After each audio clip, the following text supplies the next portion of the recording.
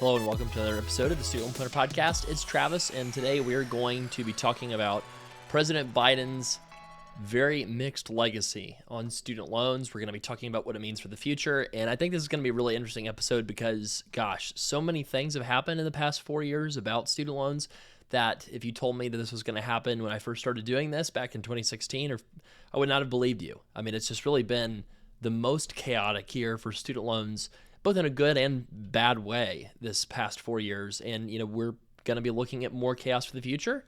And the good news is we're all on the same big battleship together, trying to face this chaos and save as much money as possible and achieve as many of your dreams as possible, and not letting these ridiculous student loans and the chaos around the system get in the way of what you want to achieve in life. So that's really important. The mission hasn't changed, but I think it'd be a little cathartic to talk through a little bit of where we have been with student loans the past 4 years and what it means going forward. So I want to go back, if you can remember, all the way back to 2020.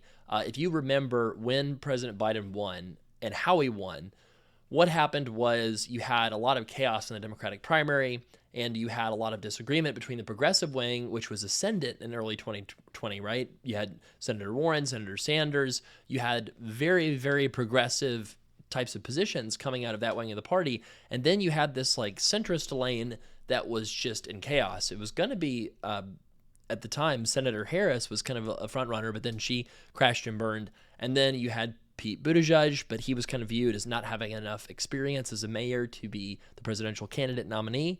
And then you had Senator Biden, who did absolutely terrible in Iowa and New Hampshire in the 2020 primary, and really was selected kind of as a default, paint whatever you want to paint on him type of, pick that the party made in the South Carolina primary. So you remember Jim Clyburn, who was one of the top House Democrats.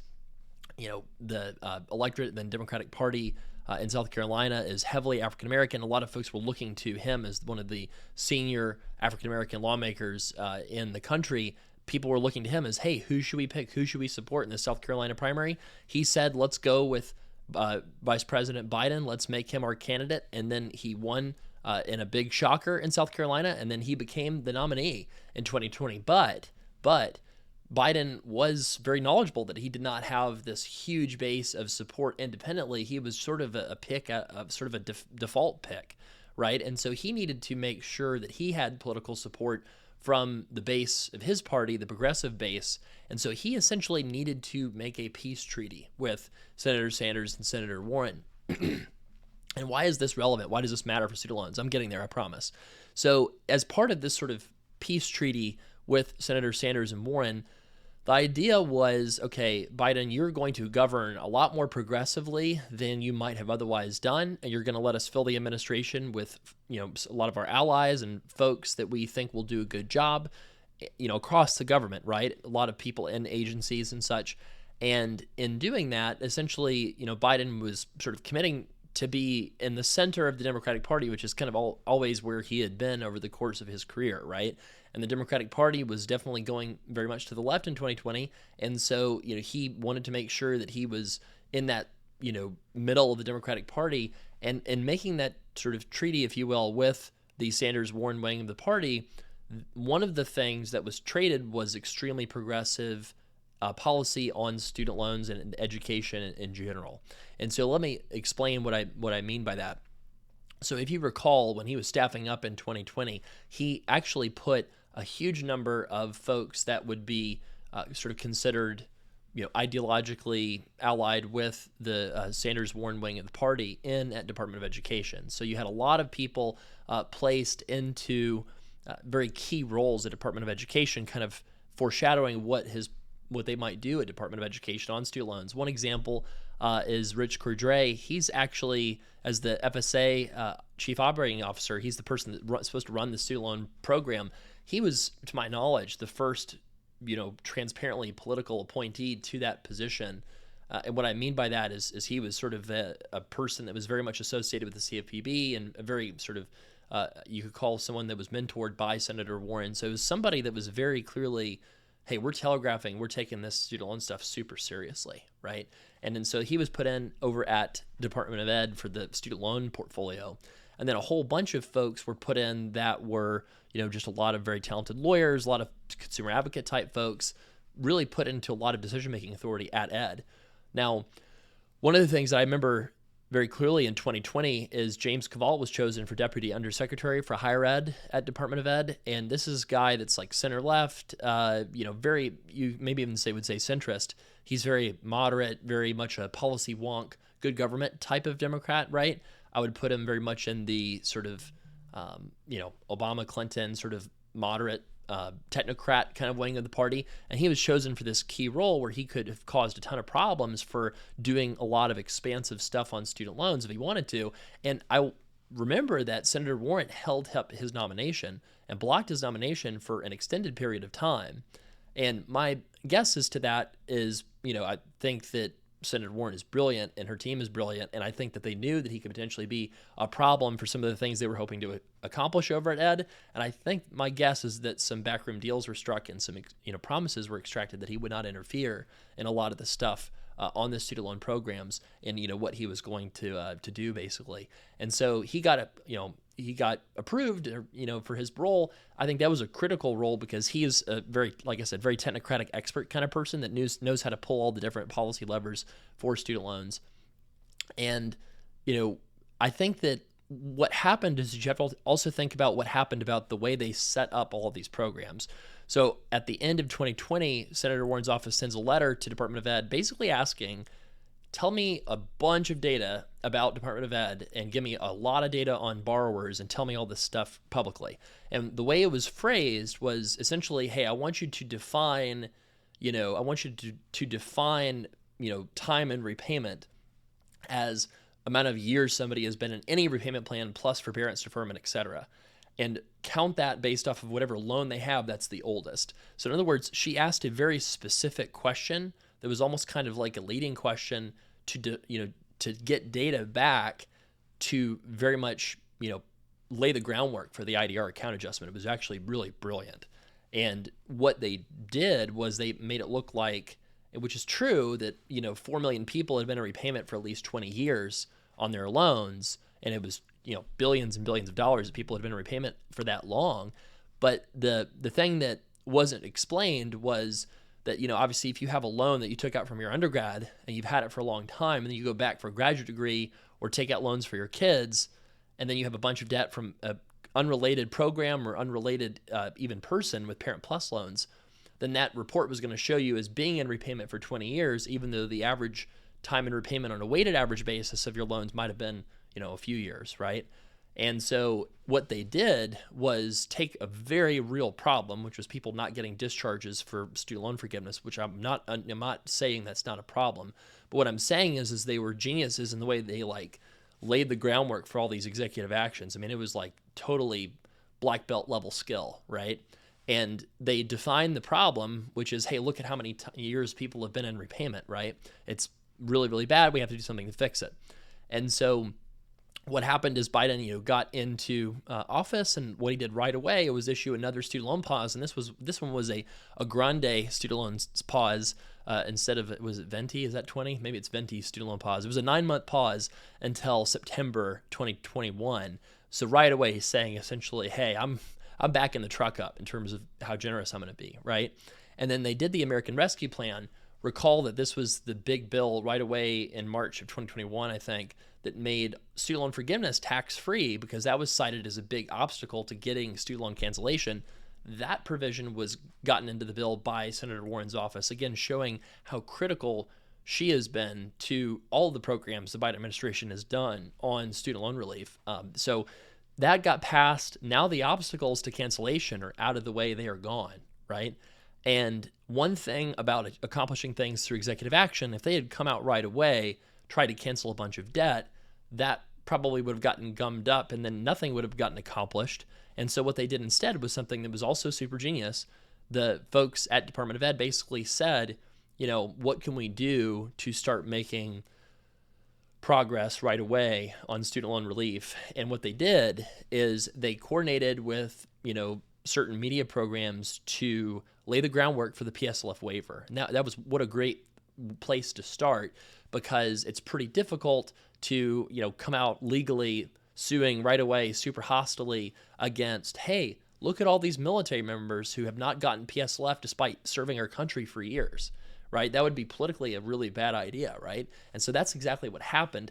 The CBS 60 Minutes program had on a bunch of military folks that had Fel loans for a long time. They didn't get that forgiveness, and they were highlighting that broken problem, and it was a huge feature of that program that day. And, the thing, of course, that they don't mention is that the folks who wrote the bill, a lot of whom were in the administration, intentionally wrote it in a defective way because they had to please the CBO. CBO has to score how much bills cost. In 2007, if they had made Fel loans qualify for PSLF, the bill would have been enormously expensive. So instead, they got the consolidation rule into the bill to allow people to convert it from Fel loans to direct loans. But they intentionally did not make Fel loans qualify because they knew the cost would be too high and they wouldn't be able to pass the bill. And then, of course, you had the predictable result of the PSL program being broken because the folks who wrote it broken intentionally because they had to, because of CBO, which is why a lot of things that folks want don't get passed, right? And so anyways, this stuff was broken. It was a broken bill, even though it was done intentionally, broken law, with the PSL program, right? It is a total mess. And so they were like, hey, we've got an easy way to fix this mess. If you consolidate, we're going to count any kind of repayment program. We'll count, the oldest loan as if it's the newest loan, right? We'll count the oldest loan credit on the whole thing. We'll allow Fel loans to get this forgiveness. And that was extraordinarily generous. And so you just started to see that PSLF waiver stuff getting going. And, what they did effectively is, I think that the Biden administration folks were very torn as to what their messaging should be going into the midterms. So you're going into the midterms, and I remember reading New York Times at the time, and there was a big, broad call for President Biden to be the most transformational, progressive president since FDR. And there was a lot of folks in the New York Times and other periodicals that were saying, Biden needs to be a New Deal level president. And I remember one article in particular was like, it was like, Biden's vision for government, like cradle to grave, support from the government or something like that. It was like a New York Times analysis piece, and it was essentially saying that this is the Great Society moment. This is an opportunity, a once in a generation opportunity to completely rewrite the social contract, to provide minimum income for families with kids, to make sure children don't have minimize child poverty, to drastically expand SNAP benefits for food, to dramatically enhance Medicare and Affordable Care Act protections and things like that. It was very transformational, right? And then the capstone, I would say the peak of the progressive legislative movement in the Biden administration was leading up to Build Back Better. And remember, the Build Back Better program was going to create benefits for home health care. It was going to, I think, raise taxes a lot on, to reduce inequality. It was a lot of very important progressive priorities that were stuffed into this bill. And then at the last second, moderate senators doomed it. So folks like Senator Manchin, I think Sinema, and others doomed this bill. And the Biden administration had telegraphed for months, student loans are going to restart January 2022. They're going to start in early 2022. And, that was something that was repeated over and over and over again to borrowers. And so borrowers are really getting ready to go into repayment again with the existing loan programs that had existed already, like Pay, Repay, IBR. They were going to start making payments in January 2022. But when Build Back Better failed, and I think it failed near the end of 2021 or something like that, folks were furious about it. This was very important policy that progressives really, really wanted. And when that program failed, it was really, really upsetting to a lot of folks. And people were looking for a sacrificial lamb. And on student loans, that was a really easy thing to look at and say, the president can extend the pause, he needs to extend the pause, right? And there was tons of pressure, and the Biden administration decided, okay, instead of January, we are just going to pull that lever and extend the pause yet again. Now, what happened is then once you made it super clear, hey, we're going to start payments, and then you pull that and reverse it in the very last second, all the credibility the administration had of when they were going to start went out the window, and approaching a midterm election, they no longer could have an easy opportunity to restart payments, and so they got stuck. And what they did is, let's think about what we should do, both in what we think is policy right and also politically, what should we do? And what happened is you got the IDR to account adjustment. And I remember this, I think it was April 2022, I think. And the announcement came out and it essentially said, this could save at least 2 million borrowers, at least a few $1 billion or something like that. And it was the most understated, some might say intentionally misleading statement I've ever seen on student loans, because it was essentially taking those 4 million people that had been in repayment for 20 years that had, 100-something billion in debt and saying, if you consolidate, all that's gone, right? Because you've been in repayment for 20 years in undergrad, 25 years on grad. And, plus people could get massive years credited to their future. So this was a huge program. And this, shockingly to me, was not blocked. And this, I think, had a much easier path to being blocked than the PSLF waiver did, simply because people with FFEL loans, states with FFEL loans, this is a massive incentive to consolidate those FFEL loans and have them, all that future interest income cut off. And nobody sued. I was floored. I was really thinking somebody was going to sue on this, and they never did. And so that was pretty shocking to me when they announced the IDR account adjustment and then nothing happened. And then after several months of nothing happening, it's like, oh, this is real. This is really going to stick, right? And I remember, too, as they just kept doing those student loan pause extensions, they kind of kept doing them like 3 months at a time after that January 2022 one. And I remember, I think it was the Chief of Staff, Ron Klain, went on Pod Save America and said, essentially, that we are tying the restart of student loan payments to cancellation. We're not going to restart this broken system until we have, reform and we have cancellation or some sort of program to help borrowers. And so that was the first time when it was like, oh, wow, they're going to make huge changes on this. And they did. They got together a negotiated rulemaking committee. They got together folks to go over the regulations in detail to figure out, what should be the new system of student loans. So we had the PSLF waiver, the IDR account adjustment, and then they decided, let's come up with the SAVE plan, right? But that was actually even after. I should mention cancellation first. They announced cancellation on student loans right before the midterms in like the summer of 2022. And, they designed it in a way where, it was like you could get $10,000 if you were under a certain income level, and then $20,000 if you had a Pell Grant. A whole bunch of people were going to get the $20,000, and basically almost everybody qualified for the $10,000 just because of the way they defined the income tests. And so when you're saying canceling $10,000 to $20,000, the cost came in at about $400 billion. Finally, the Republicans decided to sue over this, which was shocking to me because, again, I would have thought, okay, if these people are ideological, they would sue to block the IDR account adjustment, but they didn't.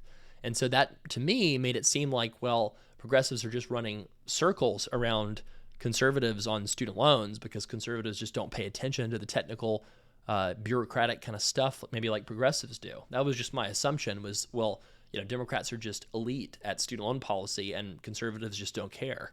And then the cancellation stuff, that was the first time where it's like, okay, $400 billion, it's showing up as the top line item in the budget deficit report. Now suddenly conservatives care. And I think that they viewed this as a political opportunity to hurt moderate Democrats and win more seats. So I think that that's really what it was, what the political idea behind it was. If you think about, a lot of folks like John Tester, Montana senator there, folks just that were in moderate districts did not support the cancellation program. Even some of them made statements very clearly that they didn't support the cancellation program. There's a Congresswoman, Glusenkamp Perez, who's won a Trump district, a Trump-leaning district. She's a Democrat, and she was one of the people that came out against cancellation. So I think Republicans saw this opportunity to sue over cancellation as a way to hurt moderate Democrats and maybe swing some seats or majority of Congress even their way. So I think that's why they decided to sue over it. And the IDR account adjustment, I think, is so wonky. They just didn't see a political payoff and try to block that. So we saw this lawsuit against cancellation, and then the Democrats decided, well, we're not going to stop fighting, right? We're going to come out with the SAVE plan. And what happened is Republicans did not do nearly as well as they thought they would in the midterms, right? Everyone was predicting a red wave, and then it didn't even happen. It was like a red mirage or red sort of small tide or something. I mean, so, they barely won the House, and they didn't even take the Senate, I believe, right, in 2022. So there was just, it was quite shocking there that you had this cancellation case that was pending, and they had the SAVE plan come out, and then nobody tried to block the SAVE plan. So they implemented the SAVE plan while that cancellation case was being decided. Now, remember that the pause actually lasted all the way until like September 2023, I think. And, even after the pause, they did the Fresh Start program and they extended the IDR recertification dates so much. And they made sure that there was essentially no consequences to non-payment of loans either. When you have no consequences to non-payment of loans, a lot of people are not going to pay because there's no consequences, right? It's just rational. So if a lot of millions of people effectively were just not paying because they didn't have to during the Biden administration because of protections for consumers. And then the SAVE plan, when it came out, one thing that was interesting with that IDR recertification date that kept getting pushed, the majority of people on the SAVE plan qualified for a $0 a month payment and 0% interest because of the $0 a month payment. Like literally the majority of people on the SAVE plan, that's pretty shocking, right? And the only part that was not early implemented was the 5% of income for undergrad loans. And what happened with all this is finally in 2023 in the fall, the student loan pause ends. And that, kind of ended with sort of a deal, I think, with congressional Republicans to avoid a government shutdown. That was part of the things that they would trade it on, is ending the student loan pause, in exchange for them not shutting down the government. So that was one of the things, I think, that the way that it ended. And I remember for me personally as a company, when that student loan pause finally did end, it was insanely stressful for me because in 2022, when they said the student loans were going to end, or the pause was going to end for months, we tried to get ready staffing wise to help people. And then they last second yanked it. And then it's like, oh gosh, how do I, protect folks' jobs and stuff? It was really difficult. And then in the fall of 2023, when they ended the pause, we tried to help people. We tried to staff up on the consultant side of things. And then, the demand was insane. We couldn't help everybody. And that was just really difficult. I think that the good news is we made it through that. And a lot of those consultants that we hired ended up becoming financial planners actually with SLP Wealth, and they're really great. So I'm glad that all that happened the way that it did. But gosh, it was very stressful having, trying to help people as much as we could with all that demand just being jammed into a very short window there when the pause did end. Now, when that SAVE plan came out, I was, again, kind of surprised that nobody decided to block it right away. And when that cancellation program got struck down, one of the things about the SAVE plan is the administration said, well, SAVE plan is only going to cost $100 billion. And right away, I knew that was not true. Just because you could look at the modeling, you could look at the interest expense, et cetera, and you could tell the Supreme Court was going to strike down cancellation probably. And so then the SAVE plan was going to be a lot more expensive if you took into account those factors. And, the cancellation program was struck down, but then nothing happened, right? The cancellation program was shot down, and then we were just waiting, and people were making payments on SAVE, and people were making progress in PSLF, and, everything was pretty normal. And then what happened is the final rule for the SAVE plan was supposed to go into effect in July of 2024, and then in late spring of 2024, suddenly all these Republican state AGs, attorneys general, came out of the woodwork and started suing to block the SAVE plan, which was really also shocking to me. I did not see that coming because the SAVE plan, had been left alone pretty much for about a year. And suddenly, all of a sudden, they had a problem with it. Why? Again, I think going into a presidential election year, right, the thought is that student loan relief and programs are very unpopular with, working class type independent voters, perhaps, that didn't go to college. And I think that they viewed it, again, as this wedge issue that they can bring up and bring attention to. And the SAVE plan, when the cancellation was shot down, the SAVE plan cost went from $100 billion to $400 or $500 billion, right? So, it did become this major issue with something that would show up on the federal deficit report. And I think that's one of the reasons they sued. And why did they sue the last second? I think political calendar, right? You saw the cancellation lawsuit get filed right before the midterm elections. Then you saw the SAVE plan lawsuits get filed kind of right before the 2024 presidential year elections. So I think that a lot of this stuff is just it's very, very political. Student loans were still political when I first started doing this in 2016 during the Obama administration. And then in the Trump administration, a lot of it was sort of President Obama got a lot of the stuff done at the tail end, repay and stuff like that. And then Trump just left it all alone, except for the student loan pause, which he was the one that started this, executive action student loan kind of stuff. I guess technically I think I should say President Obama started it with pay and repay. he started it in terms of the new income-driven plans he created, and then Trump is the one that started all this like pandemic student loan stuff, kicking off that student loan pause, which Biden took it to like a next level, right? Now, where are we now? Where are we now? So, one thing that happened is, the Biden administration took a lot of the money the Department of Ed had, and they dropped it into cancellation kind of stuff that failed in the courts, right? And then I remember they also spent a lot of resources on doing things like content creation and blog posts and doing paid ads for folks, like on Facebook ads and things like that. And, they spent a lot of it on programs that ultimately did not succeed, and then did not have enough money to actually implement a lot of the things that they had promised very quickly. Now, I'm going to say they did an okay job updating payment counts for PSLF waiver and stuff like that. Like they did decent on that. If you're going to give them credit, you should say that, I think, what did Biden forgive? Something like 170 billion of student loans. Like, so he's by far the most transformational president in terms of getting student loan relief to borrowers that we've ever had. So you have to give him that credit in terms of dollars that have gone out to borrowers. It's been enormous. It's been incredibly beneficial to a lot of people. It's changed a lot of lives for a lot of people, right? But what has also happened at the same time is, if you think about pushing out that IDR recertification, now Biden did to 2025 for a lot of borrowers, they still have not put any, sort of requirements to make payments back. So you still can sort of not pay on loans. There was supposed to be consequences, but I think that they might have, kicked those down the road a little bit. And so Trump is certainly going to impose something again to make sure that borrowers start paying or feel pain if they don't. And one thing that's kind of shocking, I think, about the 2024 election on student loans in my mind is, if you look at a lot of the Democratic sort of like analysts and commentators and stuff like that, a lot of them are absolutely blaming student loan relief as one of the reasons Democrats lost. And they are blaming student loans as a, indication of, hey, the Democratic Party doesn't care about working people anymore. They just care about you if you have a lot of education. I'm not saying that, I'm saying that that's what people are saying, right?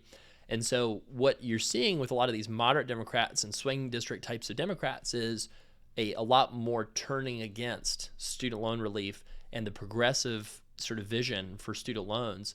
I think that has taken a huge hit with the 2024 elections, with Republicans barely winning the House, winning the Senate, winning the White House. What you have is a trifecta now, and the trifecta can do what it wants. And on student loans, we have, as I recorded this, who knows the way the cabinet picks are moving these days, but you have Linda McMahon, who's a very much a sort of, I guess you could say, MAGA loyalist type of person, right? That's very close to Trump personally. And I don't think that they are going to be nearly as restrained as they were in 2016, 2017 on doing things that they want to do in education policy. And there are folks that have ties to, Heritage Foundation, the Project 2025 stuff that I've seen some reporting from Politico and some other places that, they are circulating ideas of how do we roll back as much of the Biden student loan stuff as we possibly can. And so this is definitely a priority for them. This is definitely something that they are coming for Department of Education, absolutely. And this could mean cutting its budget. It could mean gumming up the works. It could mean slow walking things that were promised to borrowers. I do, though, think that borrowers can be fairly confident that the first few months of the administration, work will probably continue towards things like, discharging PSLF eligible loans and those sorts of things. Longer term, though, it's very, very uncertain as to what's going to happen. So President Biden has promised reopening the pay and the ICR plans as of like mid-December. His Department of Education was refusing to process IBR applications against the law, right? They don't care. They're not processing IBR applications even though the law says they're supposed to, and they just don't care. And so this is my frustration with the Biden administration's record on student loans. Again, you have to say, most transformational presidential administration in history for student loan relief, hands down, absolutely, right?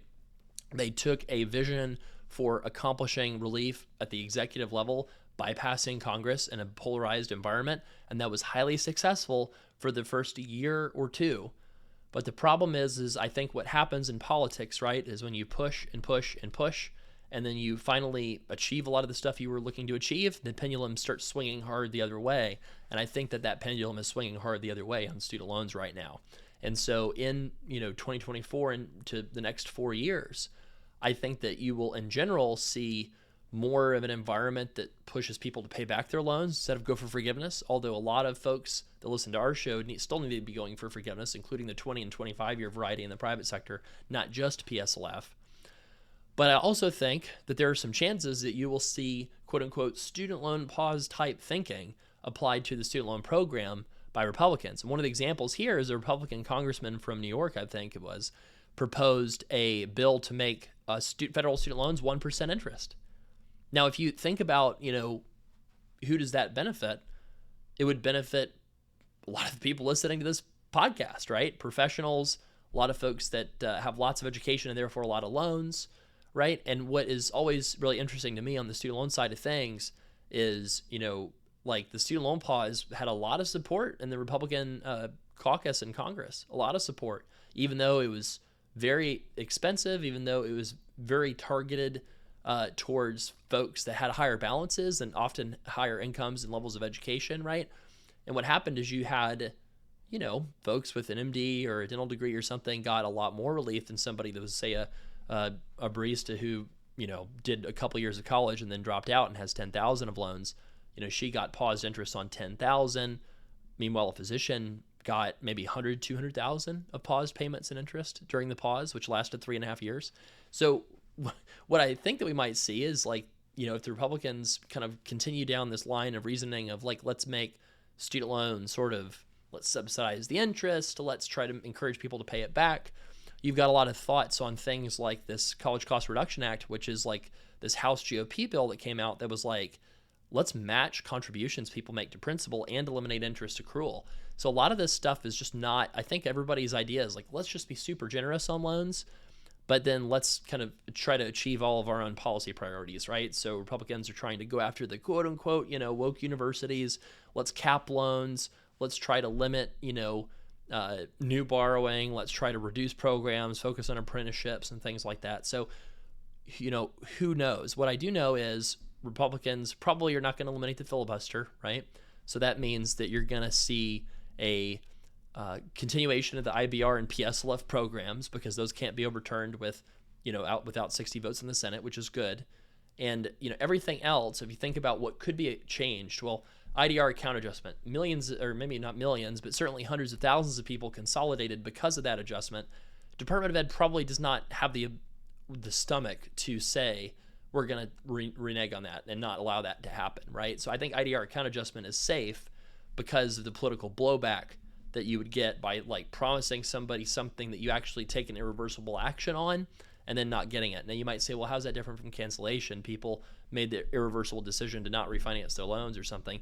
That's a little different. I think that's a little different because you're talking about something that, just not doing anything versus actively doing something like consolidating to get the benefits of the IDR account adjustment. I think that that's something that has to get honored because it'd be too chaotic to not honor it. But you have a lot of folks at Department of Ed. You've got all of these progressive folks that were brought in by the Sanders-Warren wing of the party, right, to advocate for borrowers at Department of Ed. All those folks are going to be gone. And you're going to have as a replacement a bunch of folks that are super pro, apprenticeships, proprietary schools, that's for-profit schools, skeptical of Department of Ed existing, and you're going to have, a lot slower processing of a lot of things. And what does it mean when Biden has promised so many things in student loans and yet never had a plan to implement a lot of it and was sort of gambling that they would win and then have time to do it all? And that gamble failed, right? So I don't know if this has been cathartic or depressing or interesting, or I'm not sure. But so I just wanted to kind of talk through kind of 4 years of the Biden administration's incredibly successful and chaotic and frustrating and joyful for many borrowers and just confounding record on student loans. It is certainly consequential. That there's no doubt there.